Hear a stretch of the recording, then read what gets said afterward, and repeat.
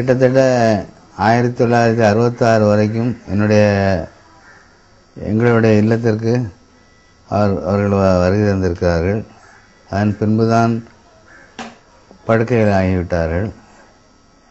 அப்படி ஆன பின்னும் அவரை இங்கு அழைத்து வர சொல்வார் தந்தையை காண்பதற்காக. கூடுதலும் பிறரை கஷ்டப்படுத்த மாட்டார். அவரை ஏற்றி வீட்டுப்படி இடைந்தையும் தாண்டி மேலே ஏற்றி கொண்டு இருக்கையில் அமர்வார். அமர்ந்த பின்பு பெறப்பிள்ள ஒரு சிகரெட் வாங்கிட்டு வா, பெர்க்லி சிகரெட் வாங்கிட்டு வான்னு சொல்லுவார். வாங்கி கொண்டு கொடுப்பேன். எதிர்வசம்தான் கடை. பற்ற சொல்வார், பற்ற வைத்து கொடுப்பேன். நான் சிறு பையன் அப்பொழுது. நேசமணியை மக்கள் அப்பச்சி, ராஜா போன்ற பெயர்களில்தான் அழைத்திருக்கிறார்கள்.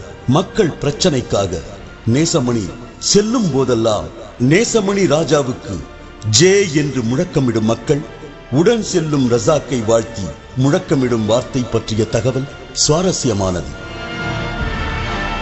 எந்த ஒரு எலெக்ஷன் கம்பெனிக்கு போனாலும் அங்கே கூட்டத்தில் எங்கள் அப்பா பேர் நிறைய பேருக்கு சொல்ல தெரியாது.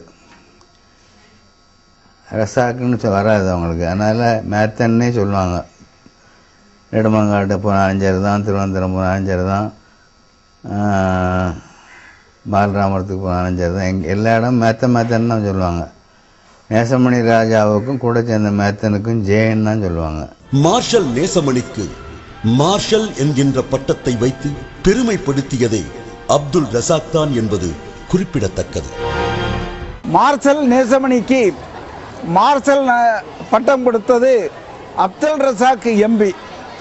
அதாவது ஒவ்வொரு வீரர்களையும் ஒழுங்குபடுத்தி, போராளிகளை ஒழுங்குபடுத்தி படையில் எதிரியை தாக்க சொல்வது போல அவர் தன்னுடைய தொண்டர்களை ஒழுங்குபடுத்தி ஒவ்வொரு முறை வீர அணிவகுப்பு நடத்திய காரணத்தினால், வீர போராட்டம் நடத்திய காரணத்தினால் எந்த இடத்திலே அவர் பின்வாங்கி சென்றது இல்லை.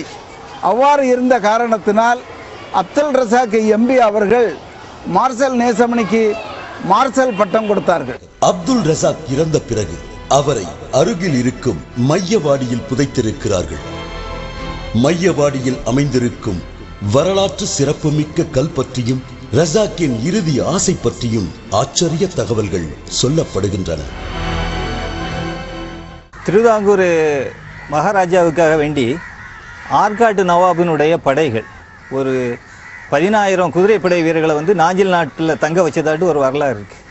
அந்த காலகட்டத்தில் மகாராஜாவுக்காக வேண்டி போராடி, அதாவது அது போர்க்களத்திலே உயிர் துறந்த ஒரு தியாகி, அவருடைய சமாதி தான் இது. இவருடைய பேர் என்னன்னு சொன்னால் சயீத் இபுன் ஃபகீர் வலி இங்கக்கூடிய அவருடைய பேர். இவர் அந்த யுத்தத்திலேயே போராடிட்டு இருக்கும்போது இறந்ததுடைய அடையாளமாட்டு அந்த வாழ் சின்னங்கள் அது ஒரு இராணுவ வீரருக்கு ஒரு அரசாங்கம் செய்யக்கூடிய மரியாதையாட்டு அதை வச்சிருக்கு. இவருக்கு பக்கத்தில் தான் என்ன அடக்கம் பண்ணணும் அப்படின்னு நம்முடைய அட்வொகேட் ரசாக் அவர்கள் உயில் எழுதி வச்சுருந்தாங்க.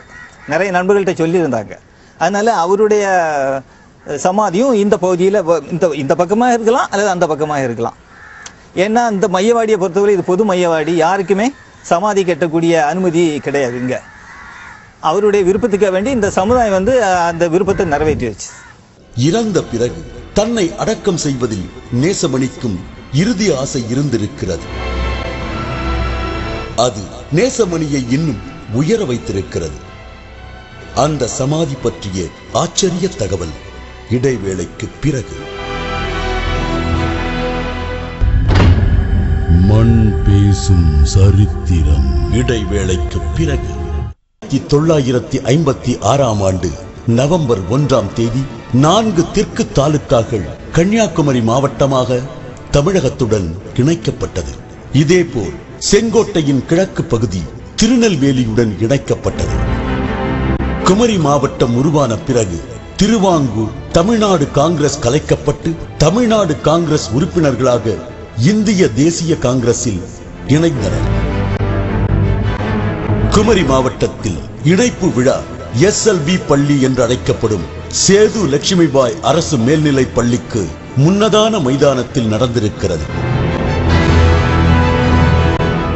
இந்த விழாவிற்கு கர்ம வீரர் காமராஜர் தலைமை தாங்கினார். குமரி இணைப்பு மட்டுமல்லாமல் பல்வேறு சாதனைகளையும் நேசமணி புரிந்திருக்கிறார். அவற்றில் வயது வந்தோருக்கான வாக்குரிமையை பெற்றுத்தர போராடியது முக்கியமானது. 1944ஆம் ஆண்டு நேசமணி அவர்கள் கேரளாவில் ஸ்ரீமுகலம் அசெம்பிளிக்கு எம்எல்ஏவாக தேர்ந்தெடுக்கப்பட்டு செல்கிறார்.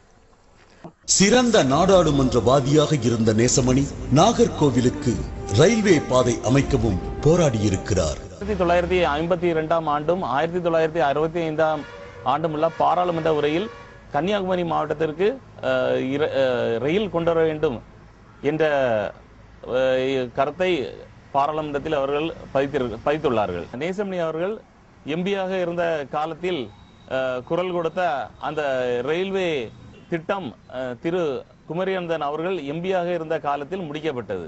நேசமணி நுட்பம் மிகுந்த வழக்கறிஞர் என்பதற்கு சான்றாக ஒரு சம்பவம் நடந்திருக்கிறது. அது மரண தண்டனையை மாற்றி அமைத்த சம்பவம். ஆயுள் தண்டனை விதிக்கப்பட்ட ஒரு கைதி அவரிடம் தனது வழக்கை ஒப்படைத்திருந்தார். நேசமணி எவ்வளவு வாதிட்டும் அந்த வழக்கு அவருக்கு தூக்கு தண்டனை விதிக்கப்பட்டது. அப்போது நேசமணி அவர்கள் அந்த வழக்கின் தீர்ப்பை எடுத்துக்கொண்டு கொச்சி உயர்நீதிமன்றம் சென்று மேல்முறையீட்டுக்கு அனுப்பினார். தீர்ப்பு தெளிவாக இருக்கும்போது எதற்காக மேல்முறையீடு என்று கேட்டபோது நேசமணி சொன்னார், தீர்ப்பே தவறாக இருக்கிறது. என்ன தவறு என்று கேட்டார் நீதிபதி. கேங் ஹிம் என்று எழுதியிருக்கிறீர்கள், தூக்கிலிடுங்கள். கேங் him but don't kill him, அவரை தூக்கிலிடுங்கள் ஆனால் கொல்லாதீர்கள் என்பதே எனது வாதம் என்றார். அதன் பிறகே இந்திய குற்ற வழக்குகளில் தீர்ப்பெழுதும் போது டு பி ஹேங்க்ட் அண்டில் டெத் என்ற பதத்தை பிரயோகிக்கக்கூடிய வழக்கம் உருவானது. அதை உருவாக்கியவர் வழக்கறிஞர் நேசமணி. 1968ஆம் ஆண்டு ஜூன் 1ஆம் தேதி நேசமணி இறந்த பிறகு ஒரு சாதாரண மனிதனைப் போல கல்லறை கூட்டத்தில் அடக்கம் செய்யப்பட்டிருக்கிறார்.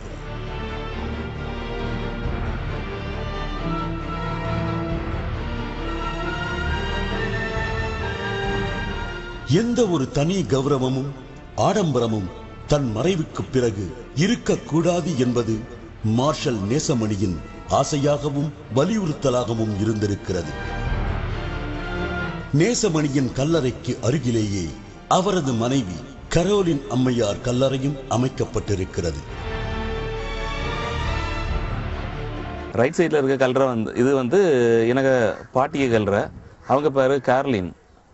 அவங்க 1960ஆம் வருஷம் டிசம்பர் 26ஆம் தேதி இறந்து போனாங்க. இது எனக்கு தாத்தா நேசமணி அவங்க கல்லறை. இவங்க 1 ஜூன் 1968 இறந்து போனாங்க. அங்கே நேசம்நகரில் இருக்க எங்கள் வீட்டில் இருந்தால் அந்த ப்ரொசஷன் ஆட் இங்கே நாங்கள் அடக்கம் பண்ணியிருக்கோம். இறக்கும்போது அவங்க நாகர்கோவில் தொகுதி எம்பியாட்டு இருந்தாங்க. இறந்தும் மறையா புகழை நேசமணி அடைந்ததற்கு அவரது தனித்த இயல்புகளும் காரணமாக இருக்கின்றன. இங்கே நேசமணியோடு களம் இறங்கியவர்களுக்கும் கௌரவப்படுத்தும் நிலை உருவாக்கப்பட வேண்டும். நேசமணியின் புகழை பரப்பும் விதமாக அவர் பெயரில் பாலம் ஒன்று திறக்கப்பட்டிருக்கிறது.